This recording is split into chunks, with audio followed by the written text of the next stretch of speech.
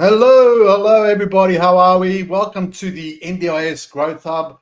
This is Con here down in sunny Melbourne. Welcome you all to our first NDIS Growth Hub. Lovely to have you with us and really looking forward to this next hour conversation. Before we go any further, I want to introduce my co-host today and ongoing co-host going forward. There we are. Where is it? There he is. Getting in there. There he is. Hello, Bobby. How are you? Very good, Con. Thank you for having me. How are you doing today? Yeah, good, mate. Good. Thanks very much for being part of this, and hopefully we'll make it a regular event every week. So let's start, Bobby, by just talking a bit about who we are. I think it's important that we do that. I know most of our viewers probably know who we are. Most of us know each other in the sector, but it's also important for anyone watching outside of the sector to sort of understand who we are as well. So first of all, let's do the introductions. So this is myself, Con. I'm the social selling warrior. My business is mainly focused on supporting individuals, business development managers, relationship managers, as well as small business owners to come to grips with personal branding, positioning and marketing themselves on the various platforms. But also, in the last number of years, I've been working with NDIS providers. So I believe I've got a good understanding of what they do and how they do it, and trying to help them gain that traction on the LinkedIn platform. So you can always find me at the socialsellingwarrior.com. There's no AU on this one. I managed to pick up the domain name with the .com. And like I said, LinkedIn is my business. LinkedIn is my bread and butter. So you can find me on LinkedIn under that banner. So that's me. So next we'll go over to Bobby. Let's go, Bobby. Hi, Con. Yes, from what you said, we're going to make it regular. And the whole purpose of this is to share the knowledge and understanding about NDIS from us working in the sector for years. Like I've been in the sector since 2018, starting with a small services provision for NDIS participants, and moving on to providing a wider range of services in my previous role, which we are extending into other states in the country as well now. I'm also doing some regular events to share all the knowledge and understanding, because I always, as discussed with you and some other industry professionals, there's always a gap from what we see in the sector, from what some people are missing out. And at the end of the day, it is the NDS participants that we are supposed to be helping out with all our efforts and with all the collaborations and working together with the other providers. So that's been a topic of our conversation every time we've met over the last so many months. Nearly about, I think, almost a year now that we've been talking about this. And every time there is a new aspect to it, and we've been exploring ways between you and I on how we can share this knowledge and what sort of platform we can do. So eventually, you have come up with this LinkedIn and social media live, which is an amazing way, and it is giving Tell me us a bit giving. about tell us a bit about Wise Healthcare, Bobby. People might know, people should know you, but maybe they don't all know you. Wise Healthcare is look, depends on how you put it, but it's another NDIS services provider out there in the market, uh, supporting NDIS participants, helping them with their daily support needs, in-home supports. We've got a range of different services. We started a while back under the branding or the banner of Wise Healthcare, and we started in what do you call the core supports. We started with assistance with daily living, community participation. That's where we started, but we are also doing cleaning, household tasks, maintenance, home modifications, those sort of services as well in Melbourne area. We do have a footprint in New South Wales, in Queensland, and in South Australia as well, having a few clients up in those regions. Uh, Look, wherever we can support a participant and put together some of our resources to have some of the support workers and the right people to look after the participants, connect them together, and make that happen, make that all the difference for the participants. That's what matters.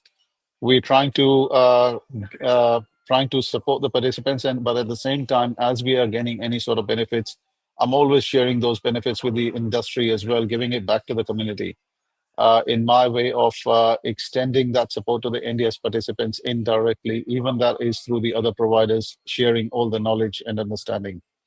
Oh, that's a lot of information on that website. I love it. That's okay. That's great. Just thought I'd let people know where they can find you. And Yeah. let's again, we'll just put up the there it is. There's the website Yes. name. So that's where you can find Bobby and all his team and his crew. And we'll talk soon about Bobby's backstory because I think it's a great story to talk about. And that's the aim of the podcast we're going to do going forward. Will be to talk about our lived experiences. Bobby brings a lot of that NDIS experience. I bring a lot of that business and branding experience. And together we will start exploring topics that will help you to grow your NDIS business. That's the aim of today. So while we do that, let's just talk about what we are all about here today, which is what is the NDIS Growth Hub. So Bobby and I have been talking about this, like you said, for a while, and we've been thinking that there is a need to help sort of people with trying to come to grips with the NDIS landscape. And we're not talking about it here just, I know it's important to be across all the regulatory requirements, and we're not going to shy away from those things. It's important to be across registrations and requirements that NDIS have. But we're not going to position ourselves here as an audit expert or a registration expert. We're going to position ourselves here to try to help you to understand the business side of the NDIS landscape. Bobby, do you want to add to that? Absolutely. Look, it's not just we're not the auditors. We're not helping you get your registrations, but we are definitely here to help you, guide you through your business journey. On even though it is a decision about you getting into NDIS, so why should you get into NDIS? Finding your niche. Yes, there is a lot of different services and a lot of different business models that you can explore in NDIS. But it's not just one that you can come into NDIS and you're just a disability services provider. There's a lot of different avenues to it, to understanding what your skill set is, what your previous background and experience is, and where you would want to go and how you want to support the community is what matters. So starting from that point of your decision making on getting into NDIS or starting as an NDIS services provider, or even as starting as a disability support worker for one, which is a basic first step. Starting from that and going on to becoming a large scale provider or a competitor in the sector in a certain area or a region or a service or a support system or a knowledge sharing platform. There are a lot of different avenues. So I'm always, I'm always happy to help and Yeah, consult different businesses as well to guide them in the journey. But brilliant. we are definitely going to make it beneficial for the businesses to understand their growth Good. potentials and dig out a pathway on where they can benefit and how they can benefit in the best possible way. Sharing Okay, so all the Bobby, knowledge, what we have, and what we can pull together for all of them. okay, so let's just get started on that in relation. Can you see me? Yep, there we are. So let's talk about why start NDIS business. So I'll hand over to you with your background and knowledge. Why start an NDIS business? What drove you? Give us your backstory about what drove you to start the NDIS business, and the kind of things we can talk about. So I'll just put some stuff here. So there we are there, where to start from, finding a niche. So let's talk in broad, but more about your story about why start NDIS business. Why starting NDIS business? I've had a very interesting journey. I got into NDIS as merely a cleaning services provider back in 2018. Before 2018, since 2012, I had a cleaning services business since 2012, 2013, something like that. I had a cleaning services business doing house cleaning, vacay cleans, build after builders cleaning, carpet steam cleaning, tile grout, shop fit out, a lot of those things. I still got the website up, but I won't share it here. Then I got into NDIS services providing just cleaning services for the NDIS participants. I did not have much goals or too much of a knowledge about what else I can do and provide so many different services in the sector. So starting with the cleaning services, then I got my registration pretty much just only for cleaning services because I did not want to do or overstep my own boundaries. Uh, Understanding the point about that you don't need to overstep your own boundaries and limitations is quite very important, because if you go beyond, or if I would have gone beyond on providing a self-care or community participation or sale and plan management and support coordination and behavior support therapeutic, I had no idea about what that is. Yes, 6 years, 7 years later, it's a different story. Okay, it's a different experience. But back then, I was there only for the cleaning services, which is why I always tell people that, okay, you need to start from your own niche, what you understand best and what you can provide best, what you can do best. So starting from cleaning services is when I where I started, got into NDIS. I had a very slow growth in terms of services and in terms of the number of clients. But I've always concentrated on cleaning services on those initial years, which eventually took us into support coordination, self-care, and all that. But it was an extension for my existing cleaning services business getting into NDIS rather than expanding into an NDIS services provider, like a lot of other small new entrants in the sector that we see out there. Good, good. That's a great story, Bobby. A really great story. So, one of the things that they're scrolling through at the bottom there. So, by the way, before we go any further, if anyone's watching this and you got some comments and questions, please put them in the comment section. And we do have a Q&A session at the end. So, any comments, any questions, any thoughts, any observations you'd like to bring to our attention, I'd love to hear from you.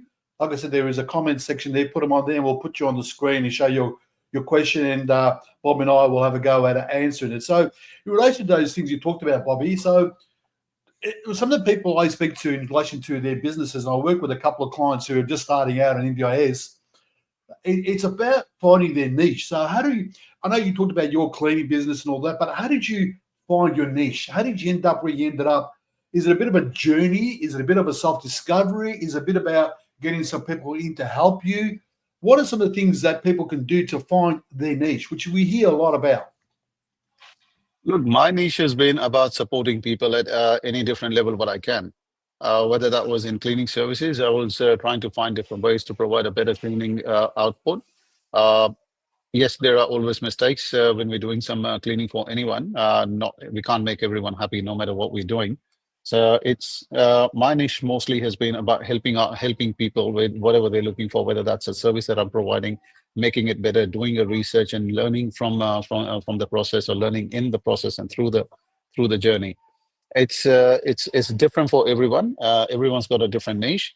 But me trying to support people in general is how I got in how I got into NDIS, and then it kept growing because as I was providing a cleaning service to an NDIS participant, and they needed any of the supports, I started connecting them with the support coordinators or plan managers or the BSPs, therapists or psychologists or counselors, whoever I was getting in contact with through my initial stages of marketing. It wasn't a journey or a purpose that okay, if I get the support partner at that particular reference, I'm going to benefit in any sort of a financial terms or get another reference client reference for in return for another monetary benefit. It was entirely about the benefit for the participant that I always tried. And in the process, I've been trying to create a win-win situation for the participant and for my cleaners, my support workers, my team on what can be the best win-win scenario for all different parties that come to table on any certain transaction, whether that is providing a support. Yeah. And I'll pause you on that one. I think this is the Mm. important part. I think sometimes people go into any business for that matter, thinking about the end result, the end outcome. I think it's important in the Yeah, NDIS business to think about the participant. The participant is the main focus. So if you think about the participant and how you can help the participant or the participants for that matter, I think your niche starts evolving and developing as you go further. It's about yeah, putting that person, those individuals, front and center of what you are about, and then focus on them. And then would it be fair to say the niche starts developing and starts crystallizing for you as you go along? absolutely. Absolutely. That's how it works. If you Yeah, know what you're doing and what you're doing best, and you just concentrate on doing best what you are doing, that's how it takes you across the limits or the on the other side of the horizon. Some yeah, people want to be on the other side of the rainbow, then of course let it be. But exactly. that is how it works.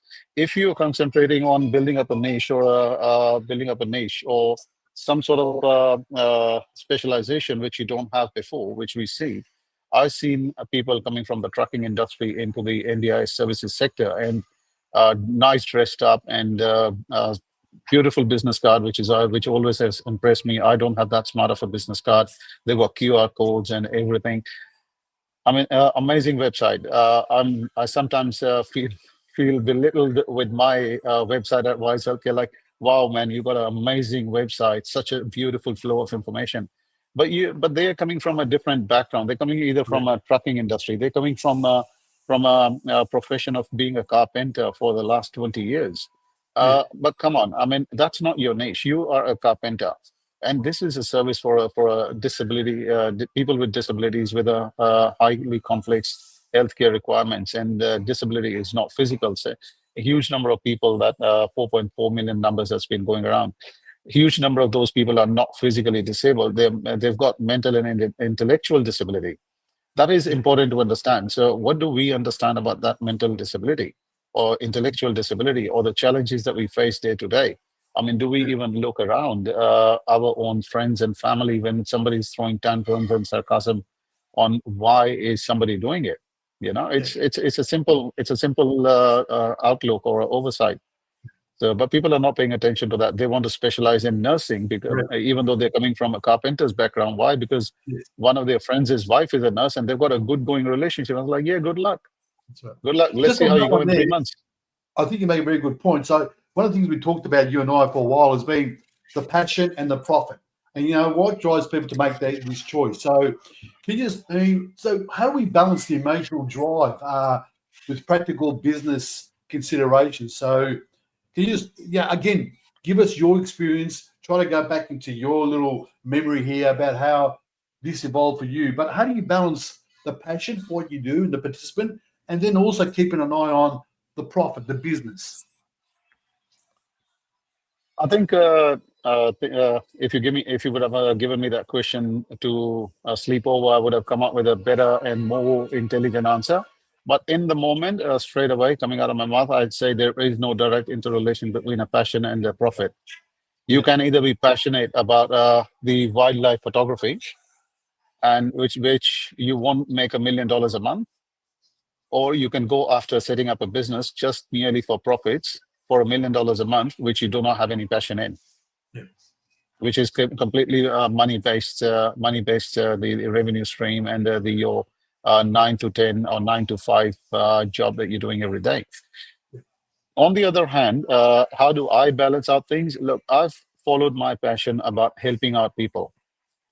But as I said before, trying to make it create a win-win situation. Whatever the amount of money that was coming in, I think yeah. back then when I started, it was about $43 an hour for the cleaning. I want to really look up now how much that was. Starting from the 40, let me have a look at my price guide. Uh, Cleaning.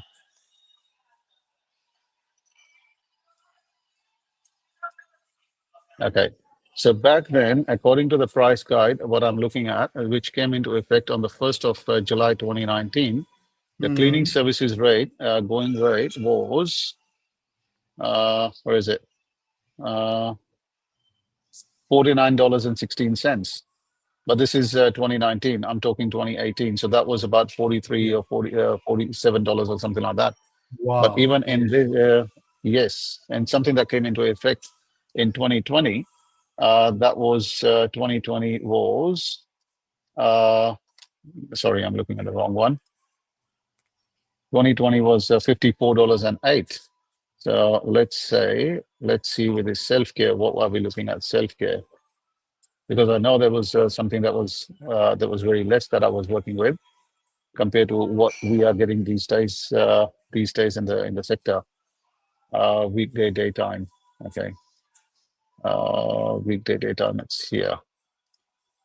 Because I've got my own complete application with all the price guides uploaded into one. Yep. Yep. So, Yep. okay, 2019, the prices for self-care was $52.85. Okay. That is a weekday daytime. And right now, when people are getting starting from the July 2024, people are getting that $67.56. It is amazing. It is an eye opener on the increment in the price. But look, it's a cost price index, and based on the inflation that is, which has changed the prices, and there was COVID, there was other factors. It's from the $67 or from the $47 where I started. It is balancing things out between the participants' needs and fulfilling those requirements, and also at the same time with that fulfilling requirement for a participant, and there is a dollar amount that comes in. How does that dollar amount gets distributed in two different parties, which a portion that stays with me for churning into the future business, and the amount that goes to the support worker or the Yeah. cleaner or the maintenance guy. Yeah. So how does that entirety of that justifies? Because if you go into say, if I compare this to any outside industry, let's say could be any trades, for example. I won't name which one, but if there is a client and there is a business here and there is a staff, depending on the client's needs, I can be charging $1,000, and the same service I could be charging another person $1,500, and I can have a set rate of this person to go at $500. So I Yeah. could be making $500, or I could be making $1,000. If I need to go on a holiday, I could be making $1,000. Or if that person needs to go on a holiday, he still gets $500. That's how the other Yeah. sector Yeah. is. But here, the government defines what you're going to get by the hour, and that is what Exactly. you need to balance. I've been Exactly. balancing that revenue stream in a lot of different ways and making it a win-win situation where the support worker is happy, the participant is happy, he's getting the right services, and I'm just there following my passion on So balancing is it things. And so? But that's great. That's really good insight into how you've approached it. I think from my background and my business background, I've always come from the view that get your structures upfront settled. Mm, Whether it be your business structures, how you're going to, what rates you're going to pay, how you're going to recruit. I think it's important that this passion and profit be kept in perspective in relation to if you continue doing the right thing and delivering a good service. I think the profit does come in. It's all about providing the great absolutely. service, providing that service. In the initial stages, yes, you probably need a bit of backing, and you might be a bit behind in relation to that profit and loss situation. But what I've noticed Yeah. with a couple of providers that I've been working with, there's one really good one that I've been working with, and she's doing very, very well for herself. It's been based on delivery. Continue to Mm, deliver, continue to perform, continue to satisfy the client's needs, and then the word of mouth. We talk about branding and positioning. At the end of the day, it always comes down to the word of mouth, that referral that comes across from a fellow SC, from a fellow allied health professional, from a fellow other professional in the sector. That's what's going to make you stand out and continue to deliver and get the better balance between that passion and profit.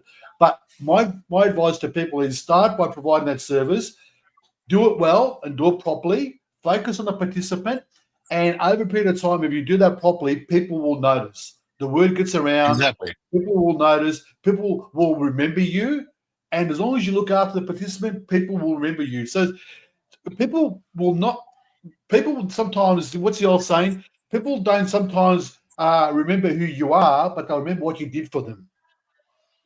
So they might not Exactly. remember who you are and your name, but they'll remember what you did for them, and they'll be able to recall that in relation to how you went about your job. So, want to add to that?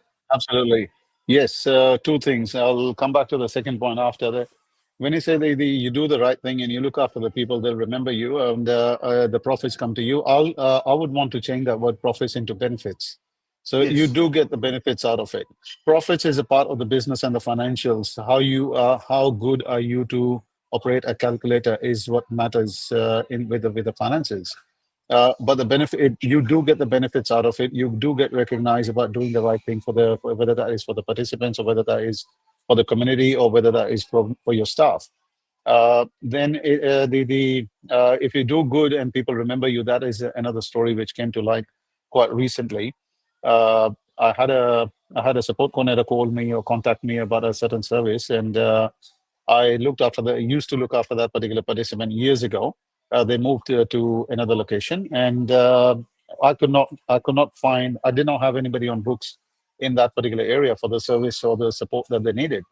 And eventually she said, Bobby, I don't know how you're going to do it, but I can't find anyone. I just want you to help me out.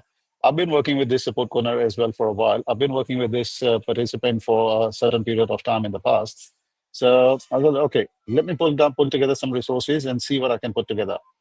A couple of days later, I was able to put all the supports together. I came back to the support coordinator. Okay, here is this particular person. This is I've enrolled the person, and these are the details I've shared with the person, and the person will be there from this day, this time onwards, and get this done. She came back to me. She said, "Okay, Bobby, the reason I came to you was that this particular participant remembered you and said when I discussed with her."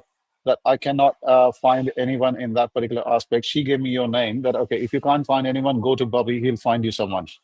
If anyone else can't do it, Bobby can do it. I was like, thanks. It's interesting, but it's, Put the I did pressure not on. really, I could not, I did not have anyone, but you just put some pressure on me and I just went overboard and found somebody for her.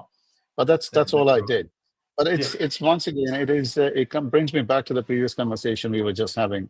It is trying to do the right thing and benefiting the community, giving to the community, and trying to help out a participant in need and somebody who's there. I always tell people that, look, if you are getting an inquiry from a support coordinator or any other allied health professional or a participant, trust me, you're not the first person that they've called asking for help. You're not going to be correct, the last one. correct, So if correct. That's and right. you and I, we've already discussed at length. 1 hour is not enough. I think last time we discussed about this, our chat went about 2 3 hours on this alone Exactly. topic. Uh, it's it's important how you put your resources together, what you can actually do, what's your niche, what Yes. having you on board is going to benefit anyone Yeah. is important to understand, and for somebody to benefit out of engaging you with them along their side. So it's And important. That's the from what niche. I do, yeah, just enjoy and for the stuff that I do, I always say to people, the word I use is swim in your lane. Just swim in your lane. Yeah, just imagine that Olympic swimming pool and everyone's got their lane. If you swim in Yeah, your lane and don't get into the other person's lane, then you should be okay. So you develop. We go back to what we said before. That niche. You know, you got your absolutely. lane. Yeah. If you're going to be a home care provider, be a home care provider. I mean, don't then start thinking, okay, well, eventually, I'm going to do OT. I'm going to do, Mm, physiotherapy. Swim in your lane. yeah, You're a home care provider. Swim in that lane and do it properly, and then mm, slowly look to expand your services. But don't try to do everything in the beginning. yeah, Swim in your lane. Develop that niche. absolutely. It's like I threw out an example about a carpenter or a tradesperson to come in into NDIS. You spend 5 years or 10 years of your life to learn the trade and build up a revenue stream. Now, if you want to get into an NDIS, it's completely a new sector for you to consider, Correct. for you to learn about, whether that is about the services, the range of services, what NDIS is, what else NDIS Commission does, so how does the audit work, how does the registration work, what registration groups. Because a lot of people have seen that they go for a NDIS registration, but whatever they think is right, they fill out the scope of registration. They do not understand the how a couple of different registration groups complement each other in a given moment until in the future, and then they cannot do one thing or the other with the registration. Then they have to go through the amendment to the registration process once again, which takes a couple of years these days. It's not quick and easy. So Yeah. learning completely about something else is time taking. Yeah. It takes a lot of energy out of, and that in time and energy, the cost and resources, if you put in your own trade to learn something different about your trade which you've not known, which is why you're trying to diversify into something else, it's going to come back to you with a lot more benefits because you're already specializing in that. So Yeah. that's what I always tell a lot of people. Okay, I think we've done that one. Let's move on to the next one. One of the things we've been talking about too is Bobby, and again we touched on this already, but what drives people to make this choice? So some of the things we've been talking about is, if you've got a current employee, let's say you're a current support worker, you're thinking, okay, I can start my own business. So should you leave your job to start your own part-time business? I mean, can you adapt or add NDI services to your current offerings? Yeah, they're the kind of things we've been talking about. So again, I want to delve into your background and maybe bring up some of that sort of story that you've got to tell, which I think is a great story, and people should make time to listen to it. And I know you've got some events coming up, which we'll talk about soon, that people can go and listen to your story. But what drives people to make that choice? So you obviously worked for the man at one stage. You were working for someone. What drove you to make that choice? My drive, as I said before, is just to add extra clients or reach out to an additional market out there just to expand my cleaning services. Nothing else. I did not start back in 2018 to be where I am today. So it was an expansion or the extension of what I was actually doing. I was doing cleaning, so I wanted to have more clients or just be exposed to a particular resource or be in a particular group of people where I can get more clients and references just to have more hours and days for the cleaners on board, the cleaning contractors I had on board with me back then. That's it. Simple as that. I did not want to get into self care, but as I went through another year or 2 years, 2 years later, when I was seeing there is a gap and I'm learning and I'm talking to a lot of support coordinators. I'm meeting with them. I'm talking a lot of different core supports providers. I'm talking to a lot of allied health professionals, and I'm learning the process. Then it got me reading. I'm always exploring what else is out there. I mean, how the initial reason of me learning about the core support center, the allied health, on what a behavioral support does or what a OT is to eventually be able to have a proper conversation with a participant and a support coordinator. Because when I started home maintenance and somebody came to me, a support coordinator, okay, can you do this? I was like, yes, definitely. How do you want me to do it? They're like, no, you give me what I'll do is I'll send you the OT's assessment report and the recommendations. I want you to work with that and put together the quotations and everything for me, and I'll send it to NDIS. Well, I was new. I've got no idea what they were talking about. Even today, I see a lot of different people. Oh, the support coordinator said this, but why is it going to take about a year for them to get a wall knocked off and the bathroom to be extended? Well, that is a process. I can have a proper conversation with them. Back then, I had the same question, so I went on to researching, picking somebody's brain, somebody I knew that I can reach out to. I'll call 3 or 4 different support coordinators. Okay, look, I'm new, but I've got this question. What is an OT? What do they do? Okay, what does a physio has to do with whether somebody's cleaning Correct. or tiling in the shower or fixing up a door handle, or Yeah. could be just moving around, helping somebody to move around a bed, Yeah. Yeah. or removing a bed. Those Yeah. sort of questions. So it's It continue was a asking learning. questions, continue to ask questions, continue to find, discover. That's a part of the journey that we want Absolutely. to emphasize to the people watching is to continue to discover, continue asking questions. Why does it happen this way? Why do people do it this way? Is that what you're saying there? Absolutely. Absolutely. You need to ask a question. You need to be honest with yourself, and you need to be honest with the other person that, okay, you don't know about this particular thing. Okay. You Yeah. need to ask. If you're trying to reach out to a person that, okay, you put it this way, if you're trying to reach out to a support coordinator to get a client lead or something, yes, you're getting some reference. But if you reach out to the support, you're showing off that, okay, you've been in the Oh, lost you a bit. I think we've lost Bobby. Hopefully we're still going. You there, Bob? Maybe we're just it's frozen. So I think I'm still live here. Yep. Yeah, we're still live. Yeah, I think we are. Yep. Okay, I'm just watching the other screen there to see if we're live. Anyway, so what Bobby there is talking, while we get Bobby on, what Bobby's talking there is continue to question, continue to ask questions, continue to discover.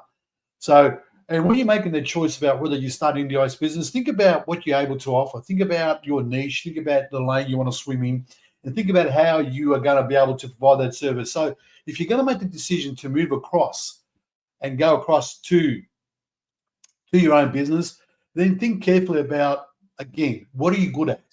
What are you passionate about? Yes, we are in it for some, and an income at the end or some profit at the end. But if you put the passion before the profit, then those other things will start to develop and crystallize. It's easy for us to say that, but there is examples there for Bobby where he has actually done that. He's able to do that. He's been able to show that with his ability to focus on the individual, with his ability to focus on what's required, with his ability to ask the right questions. He's been able to then move on to be able to provide the services he wants to provide and also add to those services. So he's gone from cleaning to become a more holistic home care service provider. So it's very, very important to keep those things in mind when going that way. From my point of view, from a strategy point of view, when people come to me and say, well, Colin, can you help me position myself? Can you help me brand myself? I go through a process with people trying to understand their business. So the most important part is trying to understand the whole business structure and trying to understand how they started. But more importantly, what I do is I interview these people, my clients, and ask them to talk about their journey. It's always great to hear their backstory, because once you know the person's backstory, like we heard from Bobby recently, then they can move forward and say, well, okay, this is your backstory. This is what you can offer. Let's develop your niche. Let's develop your lane. So that way you can continue to perform in that lane, that niche. And then people will start seeing you more and more. And as you provide that service and you do a good job, people will start coming into your environment and start to be part of your ecosystem and be so it will be helpful for them to be able to use your services. So that's what it's about. It's about understanding your backstory, what brings you to NDIS, what made you start your business, and then going forward, what's your vision? What's your values? People need to see that. Remember, guys, in the NDIS, we're not selling a product. We're not selling a computer software system. We're not selling a car. We are selling a service. And that's predicated on one key thing. And one thing I talk to my clients about, it's about relationships. So if you develop relationships and build strong relationships, that's going to help you go forward with anything you do in the NDIS system. So I think we've got Bobby back. Hey, Bobby, welcome Yes. back. Hope you heard a bit of that. Thank you. Yeah, that's okay. I think That's my internet dropped out for some reason. That's So, okay. but no, That's I'm back. gave me a chance to talk a bit about what I do and how I do it. So it was really good. Yeah. So, No, I Bobby, was listening to you. it's So okay. coming back to what I was talking about, Go it's for it. asking questions what you don't know is important. You need to be open to asking if you can ask references, you can ask for guidances. If you don't know something, it's coming out honestly about what you don't know and what you are really wanting to learn. If you're new in the industry and you don't know a particular complexity or you don't understand a support plan, you need to read, you need to learn, you need to do a research. It's even, I mean, a lot of people are getting onto ChatGPT and the other AI platforms. So I'm developing some of the AI models for the industry as well, which we'll talk about in the coming few weeks, one thing at a time. I mean, I can even show you if you want. I can share it on what somebody can actually start with on a basic ChatGPT. Okay. I think we'll leave that for a future session. I think it's important to set the groundwork now. Maybe in the future session we'll talk about those sort of things because I'll also contribute to those aspects. I think it's important today just set the scene about what got us into NDIS, how we can then learn from people like you in relation to the kind of thinking. Yeah. So what I wanted to move on to next would be this question about how to specialize and grow. So you did cleaning, all right? And you started with cleaning. But then you specialized and grew in a variety of other areas. Yeah. So how did you specialize and grow? What journey did you go on to do that?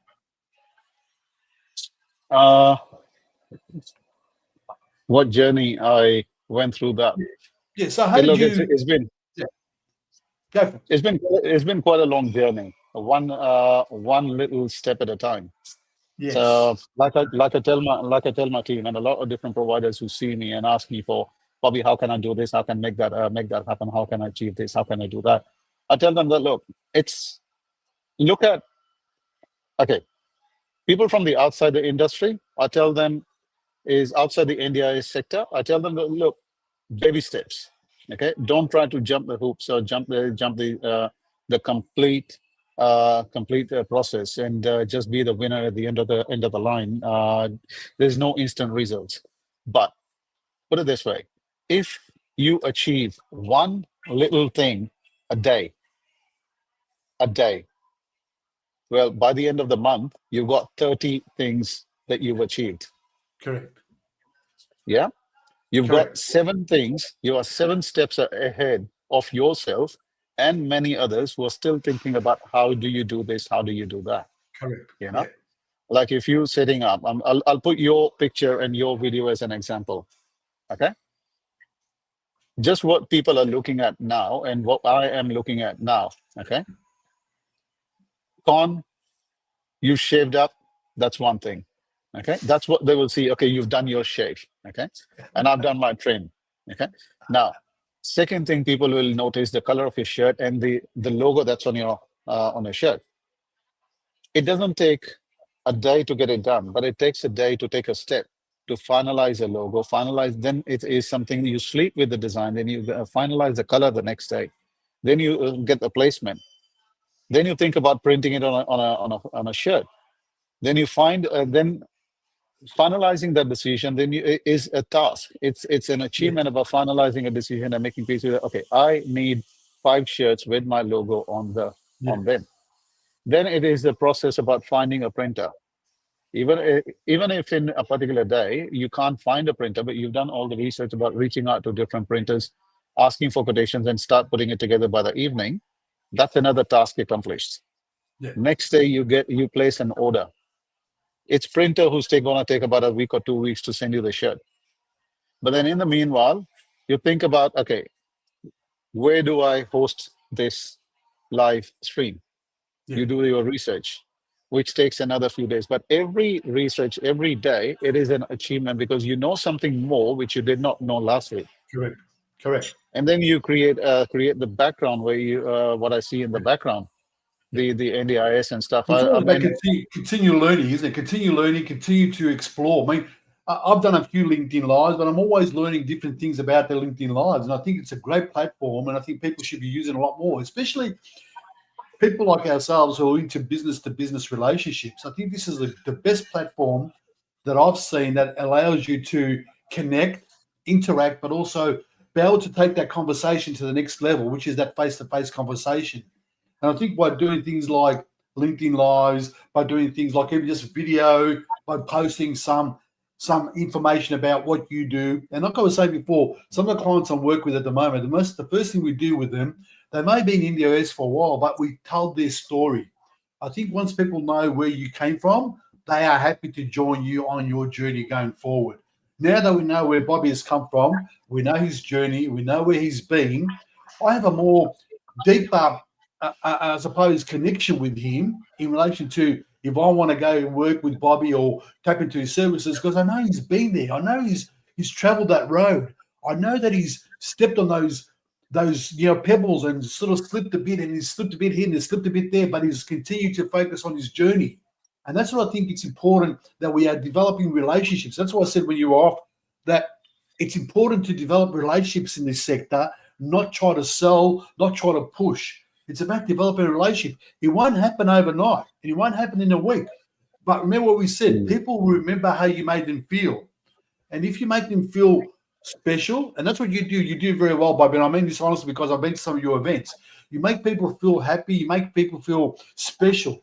And if you make them feel special and happy, people will remember you and they'll say, look, I want to touch, like you said there before, hey, Bobby, I need some help with this. Hey, Bobby, they come to you because they see you as someone who can help them.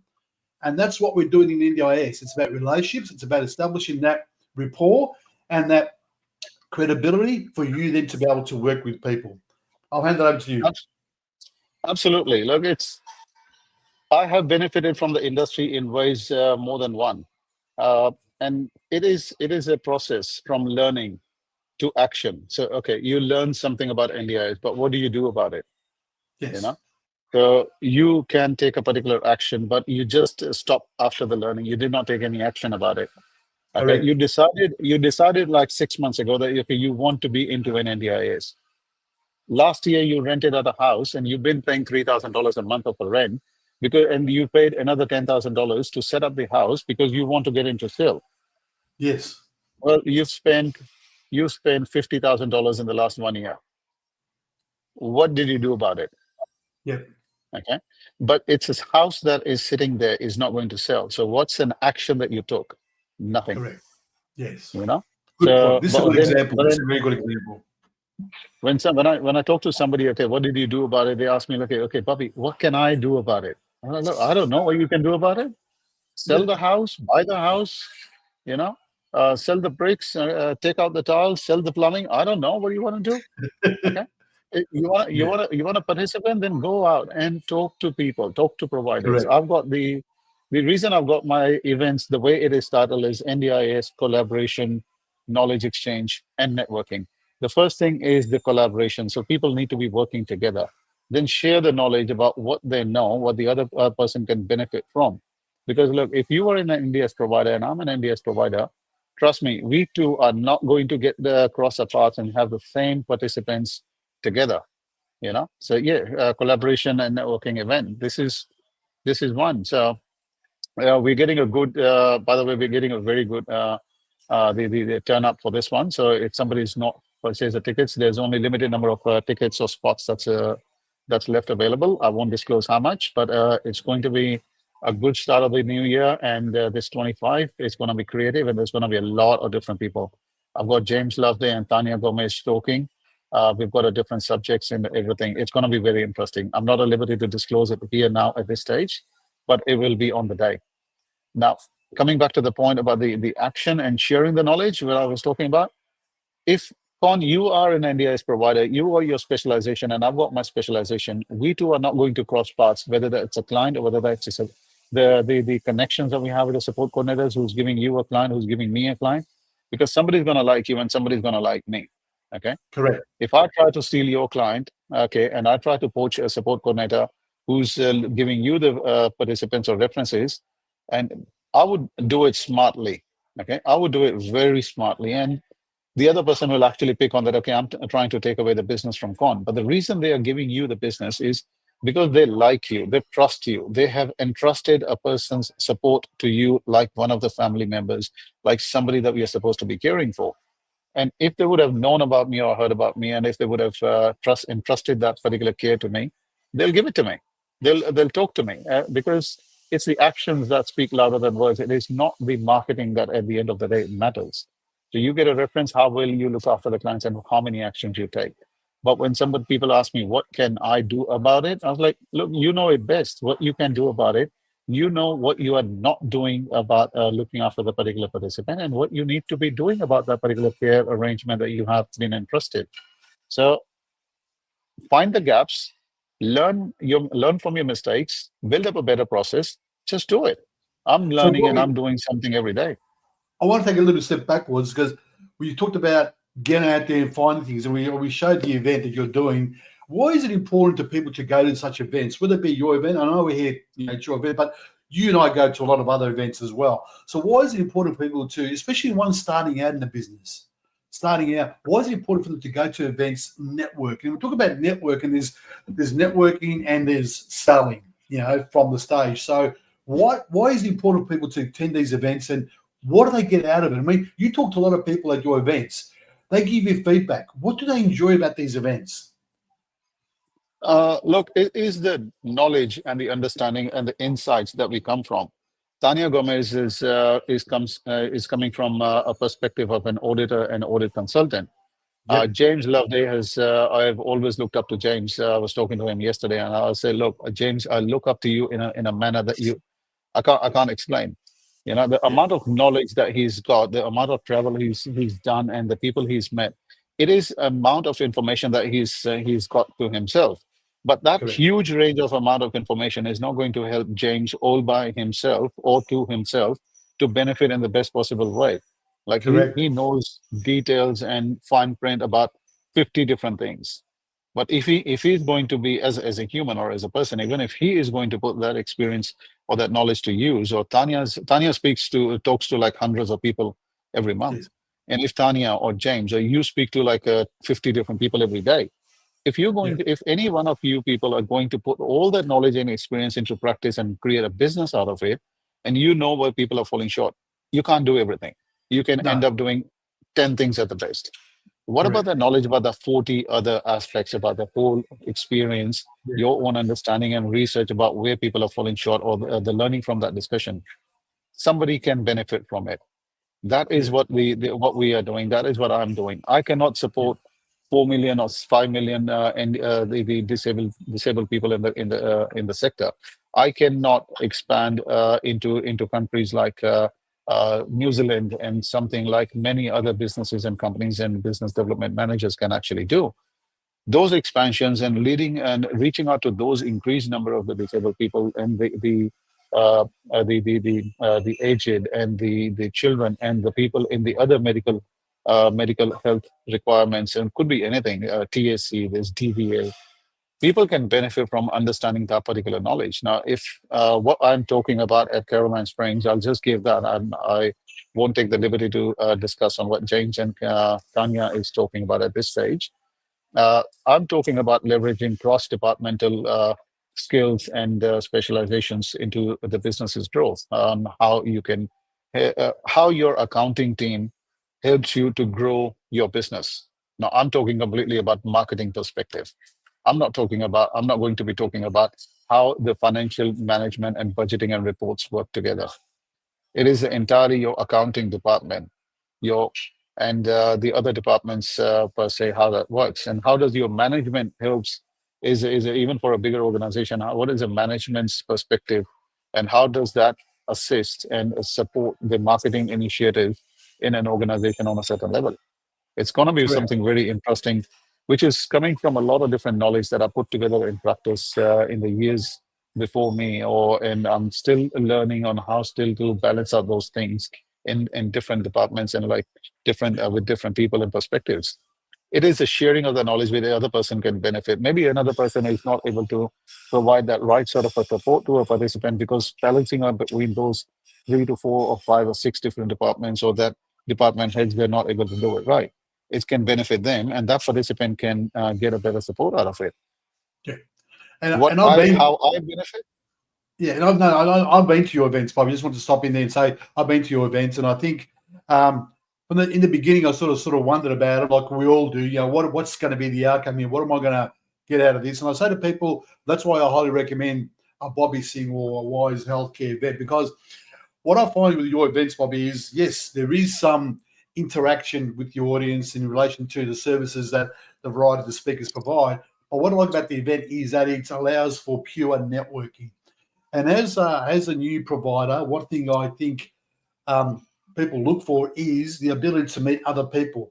Now, there has been no other events that I've been to. Maybe I've not been to as many as others, but where you get so many providers, different type of providers, allied health, SCs, plan managers, home care providers, that you get so much of a variety of providers there in one place that you can actually make some connections and create that relationship we talked about, and then take that relationship further. So I think, yes, we are here to talk about Bobby's event and the one at Caroline Springs, but there is a number of these events that are happening. I know James does some with eye care, which are really good. Our friends and plan partners do quite a few events. There's others that do events. I think they're important to go. There's some more smaller, intimate events where you meet maybe a handful of people, and they're very good, especially when the topic's very relevant. And there's some bigger events like the ones you do, Bobby, which are the big ones at the McCure or whatever else might be at a particular hotel. And there's also the ones that you do with your group, and I know Jackie Grant does those coffee catch-ups, which are also very, very handy and very, very good. So there's a variety of events that people can tap into. They might be, the big ones might be scare them, and I think, okay, it's going to be big. They might want to start off with a small coffee catch-up. But the aim of the game is to network, to meet other people, to connect, to learn, to share, and develop relationships. Because as you are starting off in this business, the establishment of relationships is very key to how you go forward. Would you agree with that? Absolutely, absolutely. The more you connect with somebody is a better process about reaching out to the other person, and you can actually discuss openly with the other person. If a support coordinator finds an issue with a core services provider and they can talk to each other, they can go back to the person. Okay, look, Con, or look, uh, I won't put a name. There's a lot of common names in the sector. I'll just use your name, okay? Yeah, And yeah, I'll yeah. use my name, okay? So if as a support coordinator somebody can talk to you, they come back to you, Con, okay, your support worker went for this participant and they did not do it right. Okay, for Jane Doe, the American fake Yeah, name. So I think that would be good. So correct, your yeah, support worker went to Jane and did not do this right. Okay, correct. look, it's something that's been repetitive. I've been talking to you about it for the last few visitations that this person is. Like, is there somebody really you can find to get on board for this particular participant? It is necessary. She loves you, and you're looking after the other clients, and I trust you. Can you really do it? This small conversation, or whichever way this will be phrased or comprehended, this small conversation cannot happen between a support coordinator and a core services provider who cannot be at a really connected level. It will Yeah, happen in a way. There would be one day you open up your email and uh, there's an email from support coordinator Jane Doe about okay, Con, your support workers not being good. Okay, yeah, get this fixed, or I'll correct. filing a formal complaint. Okay, if it's not fixed within a week, next shift, if it's not done, Yeah, please cancel the services. Okay, and I need a confirmation by the end of tomorrow. Done. done. Now it becomes much more formal, directive, and it much becomes just draw a line. Okay, look, I've had too much of this person. And the only difference is that there is a Jane Doe, there's a Jenny Doe, and there is a Con. These three people cannot talk to each other. Okay. Yes, So the whole purpose of creating that atmosphere of the networking events, what I'm doing, and I'm doing in the events for people, people in the authoritative positions can come on board and they can learn from each other, share their stories, share some experience, tell about what they are doing, what's their niche, what's they're trying to achieve, how they can do it, discuss a scenario even Yeah, for their own business's sake or their team's sake. That there is this particular scenario. Okay, how can you help me with this? I get those questions every now and then. Now, yeah, from the events as well. Before I forget, I'll also add to it from those events, a lot of different people come to me. Okay, Bobby, I need your guidance about doing this, this, this. Now, I've got an open channel. I share my phone number and my LinkedIn with a lot of different people that you can come and join me, send me a message. But if you send me an SMS, do send me your name and details about that as well. So I know who I'm talking about, who I'm talking to, and give me a bit of a reference about what we need to talk about and what where we met and stuff. So because I meet so many people, I forget we can go from there. And I've got an open shared calendar online on consultations.wisehealthcare.com.au. You can select me on that drop down and just see when I'm available. You can book in half an hour discussion with me online. I'm happy to help. But if it's something you want to be in person, I need to work together to put together something on paper, then of course I'm charging on a paid yeah, of course. consultation Yeah, for some businesses, that's but right. which is a bit more concrete as well. Yeah, So just it's yeah, what we're happy talking to about help in all events, different levels. exactly right. So what we're talking about events. I'll give a quick tip to people because we probably will cover this a bit more. But quick tip to people: when you go to these events, come prepared with your USP, your unique selling proposition. There is 10 OTs there. There are probably another 10 SCs there. There are probably another 10 allied health professionals. When you are networking, be prepared to develop that sort of 30-second pitch, but make sure it's about your unique selling proposition. So if you're an OT, what's unique about your OT services? If you're a home care provider, what's unique about your home care provision, how you provide your services? Come prepared to differentiate yourself from others. Then and only then will you be rememberable, and people will say, "Oh, I remember he said this or she said that." So develop your USP, develop something that you can use. So when you are handing out that card to Bobby, say, Bobby, I'm Con, I'm an OT. What we do different is blah. Bobby says, okay, they are unique. Something I can remember about them. So be prepared to develop that unique selling proposition and be able to spill that out when you're meeting someone, when you're handing over that card. We are this, this, and this, but we are different because of this. We do this good. We focus on this niche area. We focus with children under 9. We focus on adults over 30. Whatever you do, you've got a speciality. Make sure you differentiate yourself because that's the only way you're going to be rememberable. Bobby, we are running out.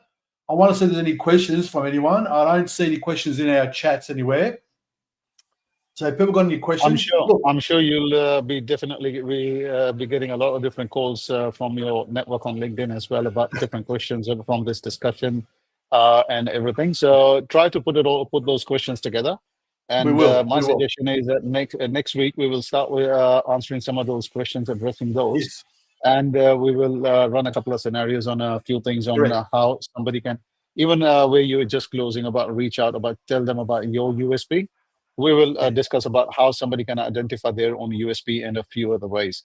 In the meanwhile, good if idea. somebody really wants to define and phrase that USP when they're talking to different people, well, for whoever's listening, Con and I, we are open to working with you, sitting with you in the next 1 week or whenever we were available and you're available to Yeah, help you define that USP for you for the next time when you come out to a particular event. So feel correct. free to give us a Especially call or before you send go to us a Bobby's message. event. Before you go to Bobby's event on 26, if you want to talk to us about developing a USP, come and talk to us. We're happy to sit down and put that together for you. And that way you are positioned in a better way when you go to that event. So we are live on LinkedIn, on YouTube. We are live also on Bobby's channels. Wherever we are live, wherever you're watching this, please feel free to comment. Bobby and I will be looking at those and we'll be able to position the next conversation to be in tune with what you're looking for and hopefully address those needs. But notwithstanding that, we will go through some scenarios and talk more about how you then progress from now. We talked today about how you start a business. Now we're going to start moving into, okay, once you've decided you want to start the business, what's your next steps? Bobby, thank you very much. I really appreciate your time today. Thank you. Thank you, Con. Okay, Thank stay you. tuned, everyone. Thanks very much. Before we go, just to quickly show where you can find us again. Here we go. That's me, the social selling warrior. So what we do, we focus on branding. So we look at profile optimization, strategy, LinkedIn content development. Also, we do AI and ChatGPT. And Bobby and I have been working on that, and we'll talk a bit more about that hopefully next week, if not probably the week after or going forward, about how we can use AI tools to support our business going forward. Having said that, we also got Bobby, which is Wise Healthcare. Hopefully we can get that one up there. 1 second. Please keep that in mind. And under Wise Healthcare, you'll be able to also find Bobby's events. So when you go to the Wise Healthcare, just go to About Us, click on Wise HC Events, and in there you'll see that Caroline Springs event. Just take a bit of while to show. You'll see the Caroline Springs event show up, and you'll be able to click from there and go to Eventbrite and book it. It's just not coming up. Must be the internet's a bit slow. Anyway, I did go in there before, and we did have that Caroline, and there it is there if you want to go into that event. They can also go to the Wise Healthcare website, go to the About page. Under the About, there's a Wise HC events. So you can also find them there. There it is there. Yep, that's on the screen now, Bobby. So I can go there. And so Bobby's got a couple of other events coming up too, which is good. So I recommend the Wise Healthcare events. I've been to a couple of them. And look, I also recommend a number of the other people in our network that have events. I really do recommend those as well. We'll probably showcase some of those in the coming weeks as well. Once again, thank you very much, everyone. Thanks for watching. We really appreciate your support. Keep watching, and hopefully the NDIS Growth Hub will continue to flourish and provide what you need to start setting up your NDIS business going forward. Till next time, thank you. Have a great weekend, and we'll talk to you next week. Thank you. Thank you, Colin. Thank you, everyone.